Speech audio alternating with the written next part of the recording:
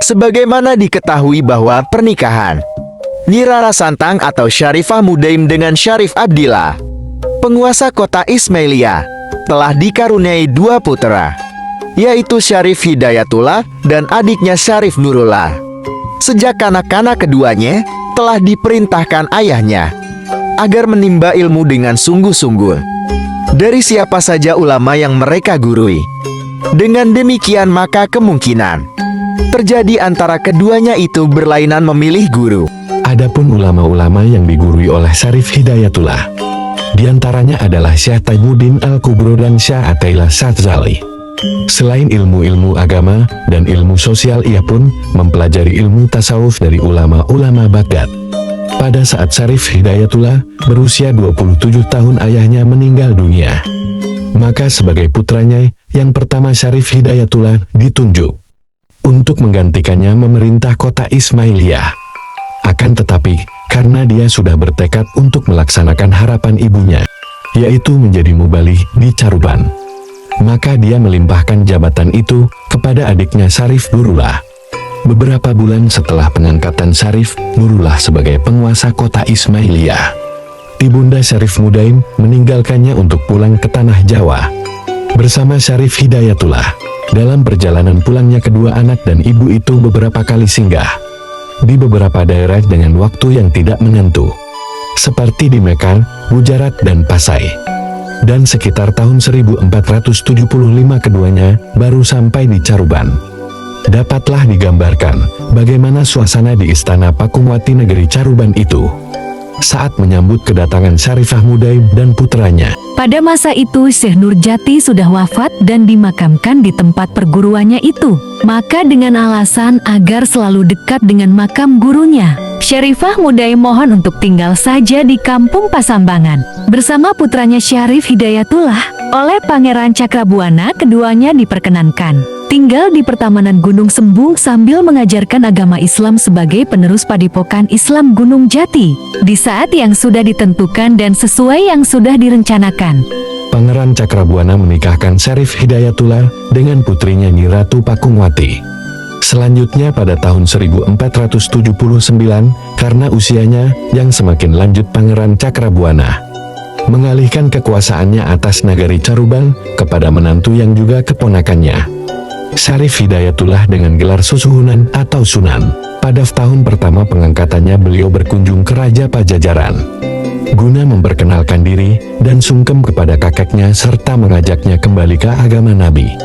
Tetapi Prabu Siliwangi tidak menyambut baik ajakan itu. Meskipun demikian tidak menghalangi cucunya itu mengembangkan agama Islam di wilayah Pajajaran.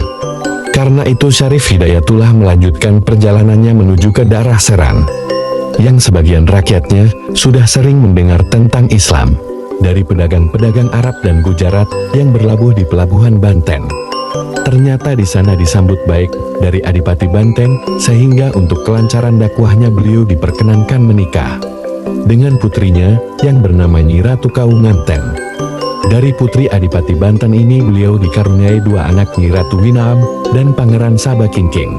Berita tentang tampilnya seorang mubalik asal kota Ismailia sebagai pemimpin nagari Caruban ini terdengar oleh Demak yang baru 1 tahun berdiri sebagai kerajaan Islam pertama di Pulau Jawa di bawah kekuasaan Raden Patah yang bergelar Sultan. Tepatnya pada tahun 1478 Demak berdiri setelah Raden Patah berhasil menumbangkan kekuasaan Prabu Girindrawardhana atas Majapahit yang bergelar Brawijaya VII. Demi mendengar bahwa di wilayah Pajajaran agama Islam berkembang pesat setelah nagari Caruban dipimpin oleh Syarif Hidayatullah, maka Raden Patah bersama-sama para mubalik lainnya yang kesemuanya sudah bergelar Sunan menetapkan bahwa Syarif Hidayatullah penguasa nagari Caruban sebagai penetapan agama Rasul di tanah Pasundan, artinya yang ditetapkan sebagai pemimpin penyiaran agama Nabi Muhammad di wilayah Jawa bagian Barat. Lebih dari itu, pada saat Syarif Hidayatullah menghadiri undangan musyawarah para sunan dalam menyusun strategi pengembangan Islam di Jawa serta rencana untuk membangun Masjid Agung Demak, beliau ditetapkan juga sebagai Sunan Cirebul dengan gelar Sunan Gunung Jati.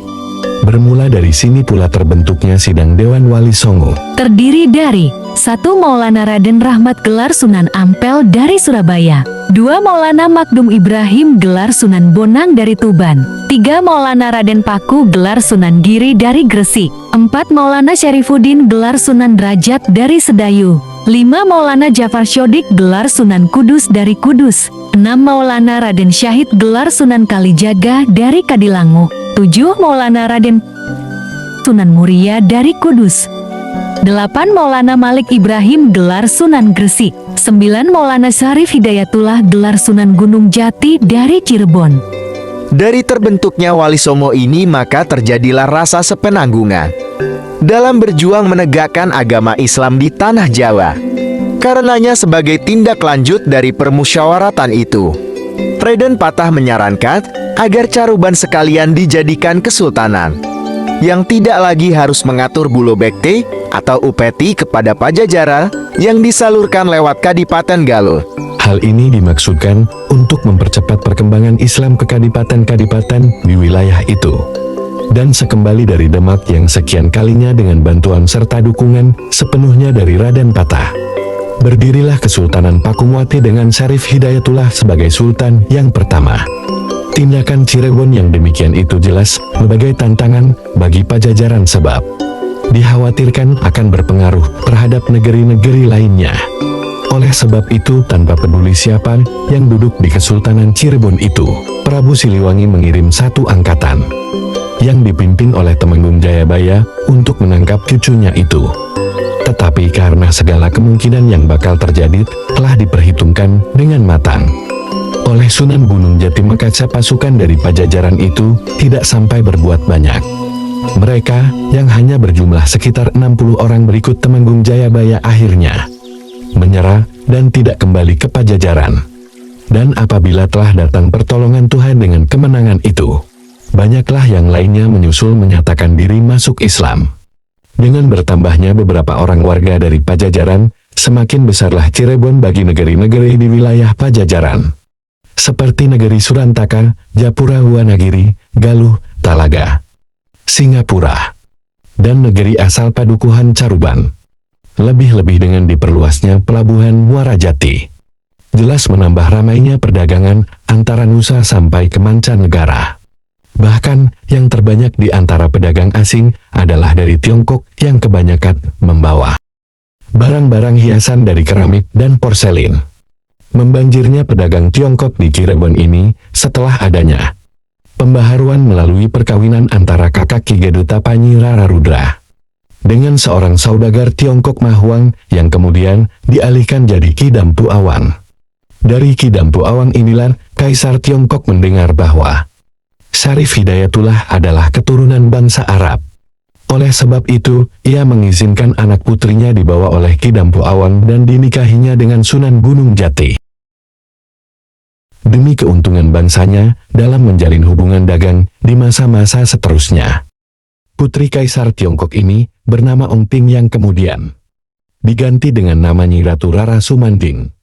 Dari putri Tiongkok inilah perluasan Keraton Pakuwati Cirebon banyak menggunakan hiasan dinding dari porselen buatan Tiongkok.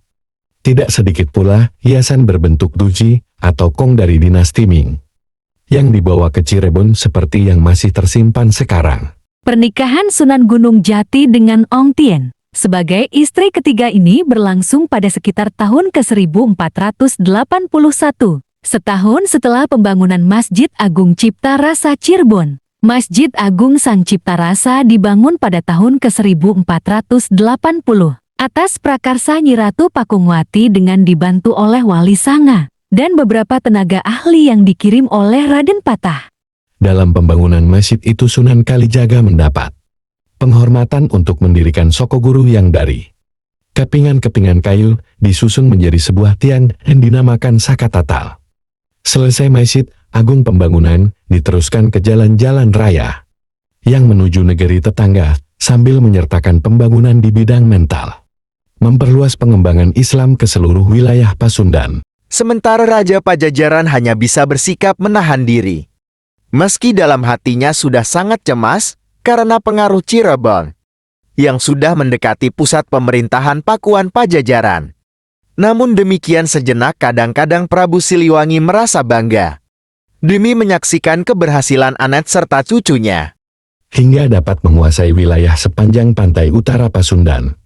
Sikap itulah yang diambil oleh Sang Prabu dan dimanfaatkan oleh Pangeran Cakrabuana selaku penasehat Sultan untuk membebani wilayah negeri dan pengembangan Islam.